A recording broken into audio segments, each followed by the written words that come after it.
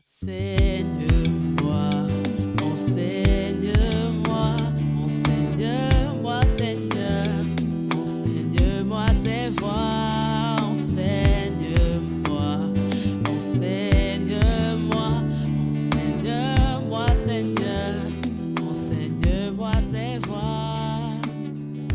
Bonjour frères et sœurs dans le Seigneur et bienvenue dans cette série d'enseignements intitulée Le Sermon sur la montagne.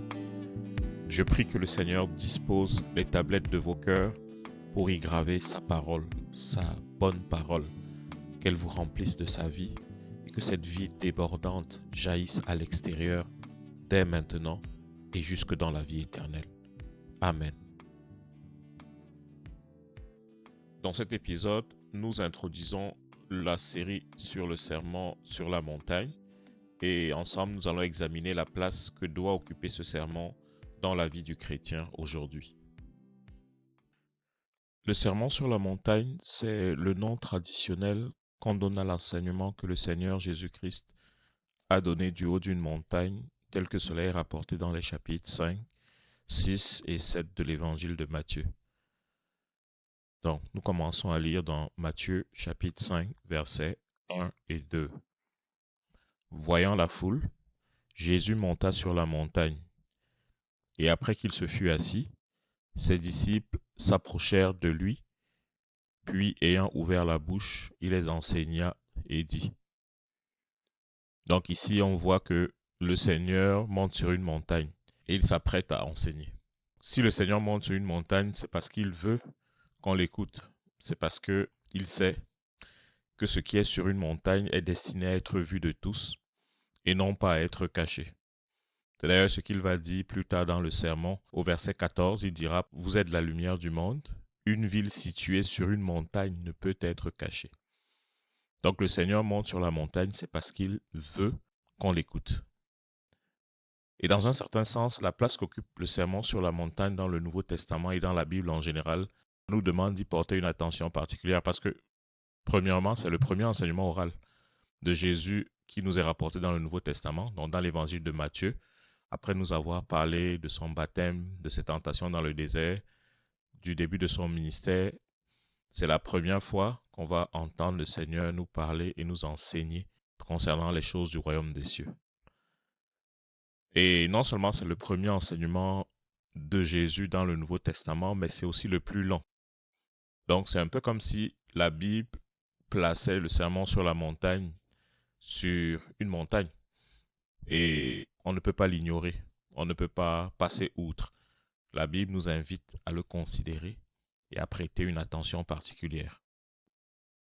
Et ce n'est pas juste la place qu'occupe le sermon sur la montagne dans les Écritures qui est une montagne. Ce qui est intéressant, c'est que la structure, la manière dont c'est organisé peut aussi être représentée ou visualisée comme une montagne. Regardons ça ensemble. Dans un premier temps, dans Matthieu chapitre 5, des versets 3 à 12, le Seigneur va nous parler de ce qu'on appelle les béatitudes. Donc, heureux tel groupe de personnes, car telle raison. Donc, par exemple, heureux les pauvres en esprit, car le royaume des cieux est à eux. Heureux les débonnaires, etc. Puis, dans une deuxième partie, qui correspond à Matthieu chapitre 5, des versets 13 à 48, le Seigneur va donner une série d'enseignements où il nous invite à marcher comme étant le sel et la lumière du monde. Puis, au sommet, si on peut dire, de l'enseignement, le Seigneur va nous inviter à faire toutes choses pour la gloire de Dieu et non pour notre propre gloire, car c'est Dieu qui nous récompensera.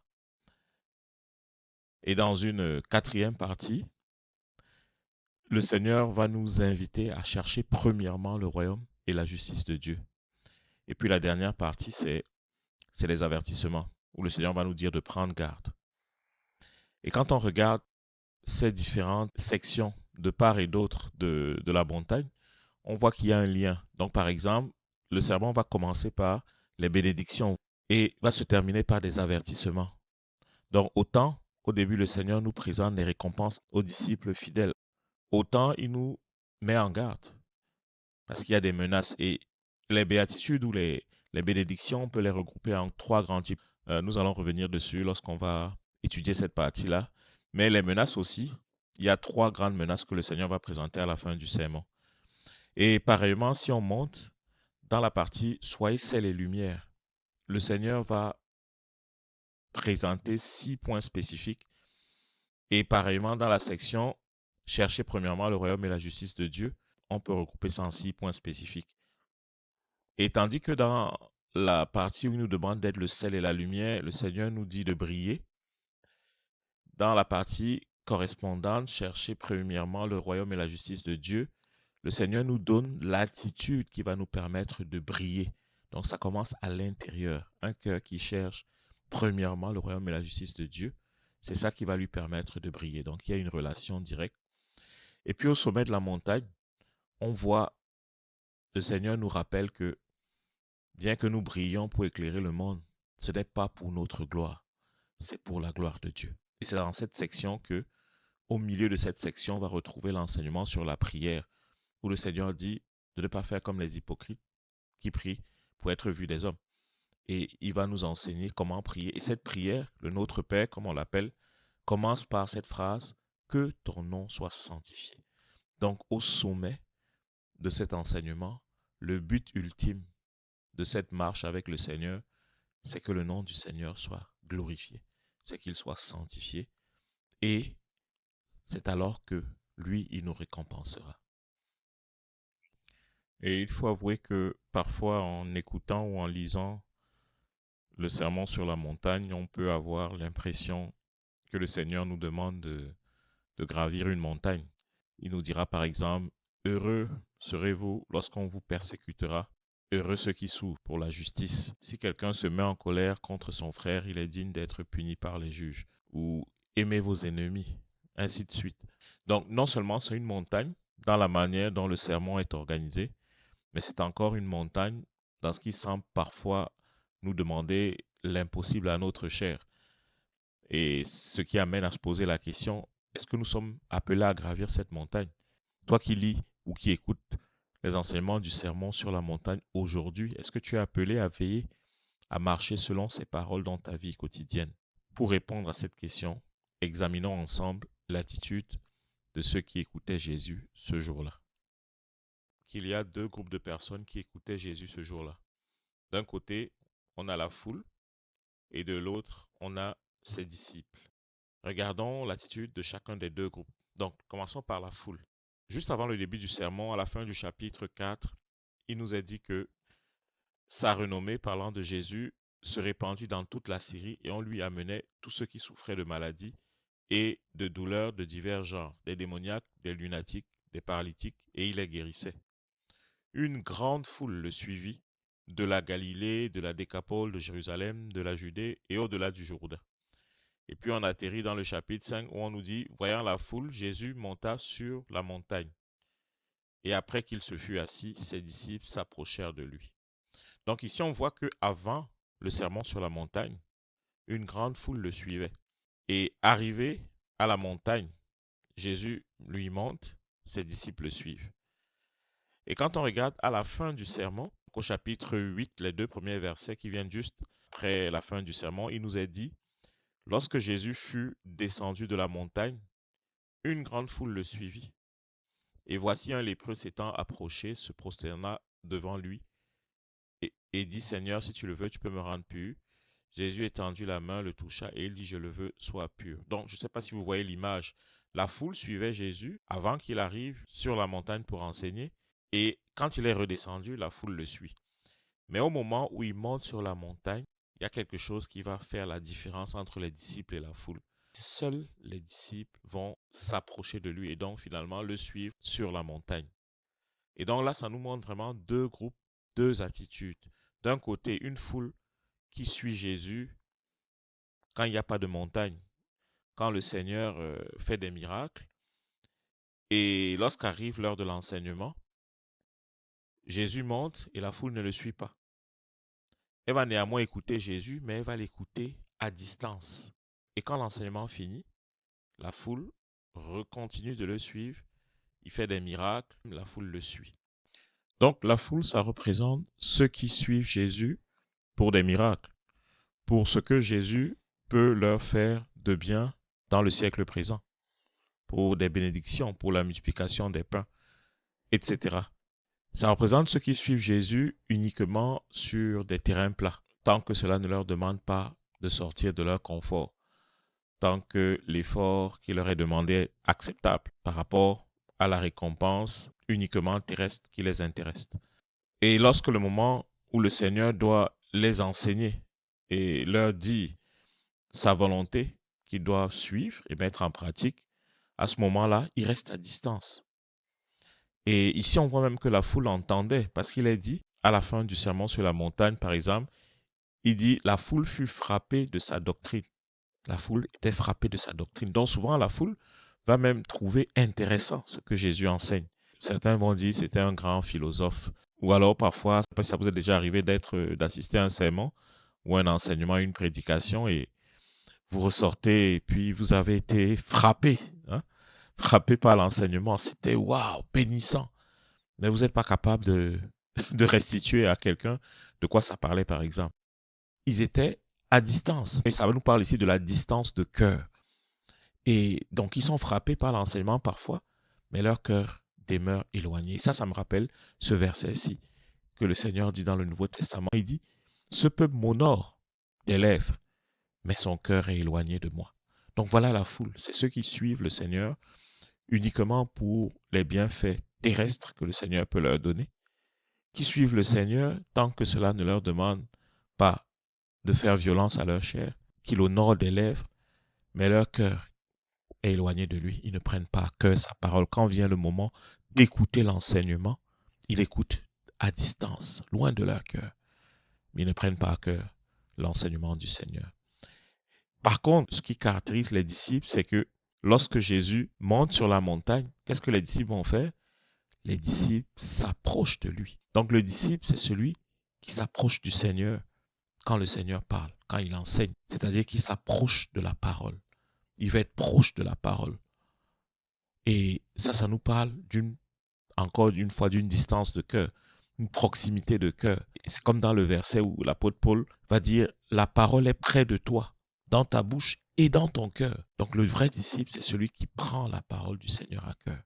Il ne se contente pas de l'écouter, mais il y attache du prix. C'est un trésor pour lui. Et non seulement il y attache du prix, mais s'approcher du Seigneur, ça veut dire qu'il a suivi le Seigneur sur la montagne. Donc, le disciple, c'est celui qui suit le Seigneur sur la montagne, c'est-à-dire qui imite l'exemple que le Seigneur nous donne, même lorsqu'il s'agit d'avoir quelques souffrances dans sa chair. Et ce n'est pas comme si le Seigneur lui-même n'a pas gravi la montagne. En fait, le disciple est encouragé parce que le Seigneur va devant lui, gravit la montagne le premier, et il le suit. Et Jésus a gravi la montagne de l'enseignement qu'il nous donne. Il a effectivement aimé ses ennemis jusqu'à donner sa vie pour ses ennemis. La Bible nous dit que lorsque nous étions encore ennemis, Christ est mort pour nous. Il a béni ceux qui le maudissaient. Il a dit, Père, pardonne-leur, car ils ne savent pas ce qu'ils font, etc. Donc, lui-même, le premier, a marché selon ce qu'il nous demande. Et le disciple, c'est celui-là qui va suivre le Seigneur et qui va imiter son exemple pour mettre en pratique sa parole. Et en passant, j'espère que vous savez que un chrétien, c'est un disciple.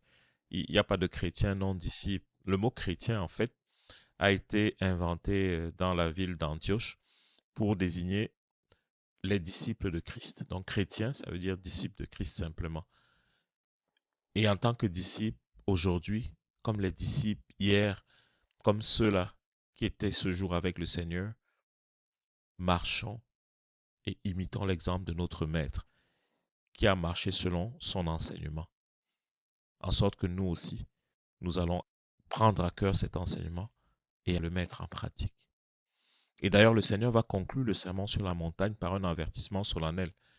Il va dire, dans Matthieu 7, verset 26, « Mais quiconque entend ces paroles que je dis et ne les met pas en pratique sera semblable à un homme insensé qui a bâti une maison sur le sable. » Verset 27, « La pluie est tombée, les torrents sont venus,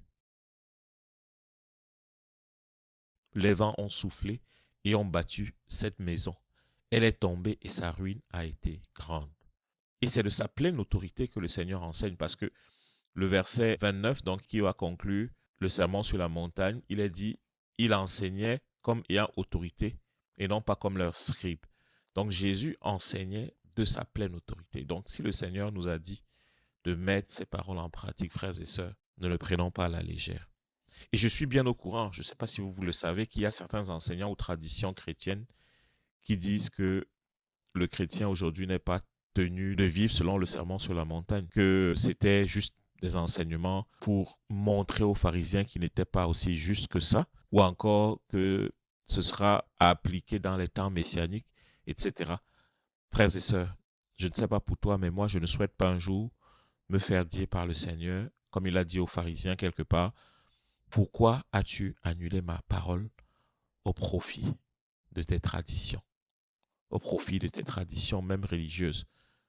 Le Seigneur nous a dit de veiller à mettre sa parole en pratique, ses paroles, et cela inclut le sermon sur la montagne. Frères et sœurs, veillons et mettons en pratique ces paroles. Et en plus, non seulement le Seigneur l'a dit, mais la réalité c'est que plus tard dans les épîtres, après la résurrection de Jésus, les apôtres s'adressant aux églises et aux chrétiens vont à plusieurs reprises reprendre des enseignements comparables aux enseignements du Seigneur dans le sermon sur la montagne. Donc par exemple, Paul va dire que tout ce qui est pur, honorable, soit l'objet de vos pensées. Donc ça inclut, par exemple, de ne pas avoir des pensées pour convoiter une femme dans son cœur. Et c'est même plus large encore, ni des pensées pour convoiter, ni des pensées pour haïr son frère, etc. Jacques nous dira ne jurez point. Donc ce qui fait écho à ce que le Seigneur a dit, de ne point jurer. Et Paul va dire ne maudissez pas, bénissez, etc. Donc non, on ne peut pas dire que c'est des paroles qui sont juste des hyperboles pour montrer aux pharisiens leurs limites. Non, les paroles de Christ dans le sermon sur la montagne font autorité pour tous ses disciples, hier comme aujourd'hui. Et si nous plaçons notre confiance en celui qui a dit « Ce n'est ni par la force, ni par la puissance, mais c'est par mon esprit. Qui es-tu, grande montagne? Tu seras aplani. » Alors, ces commandements du Seigneur qui te semblaient être une grande montagne vont soudain te sembler être un terrain plat sous tes pieds, car tu seras porté par le souffle, par l'Esprit de l'Éternel. Et oui, c'est par l'Esprit que nous pouvons mettre en pratique la parole du Seigneur. C'est difficile pour notre chair, c'est une montagne pour notre chair, mais l'Esprit de Dieu en nous nous rend capables de marcher selon les voies de Dieu. Oui, cette montagne sera aplanie par la force de l'Esprit de Dieu, et tu pourras poser la pierre angulaire, c'est-à-dire Jésus-Christ, comme fondement de ta vie, en prenant sa parole à cœur. Et non seulement tu poseras le fondement, mais comme Zorobabel, tu achèveras la maison fondée sur la pierre angulaire, c'est-à-dire tu mettras sa parole en pratique et tu iras de progrès en progrès. Comme nous l'explique le Seigneur à la fin du sermon sur la montagne, il dit « C'est pourquoi quiconque entend ces paroles que je dis et les met en pratique sera semblable à un homme prudent qui a bâti sa maison sur le roc. La pluie est tombée, les torrents sont venus, les vents ont soufflé et se sont jetés contre elle.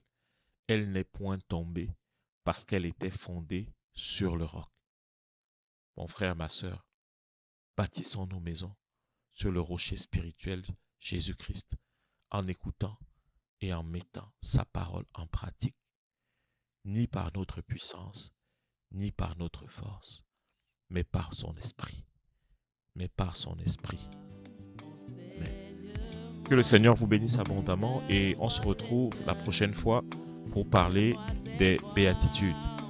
Et si vous avez été édifié par cet enseignement, n'hésitez pas à le liker, partager, commenter et cela permettra qu'un plus grand nombre soit édifié à la gloire de notre Dieu. Amen.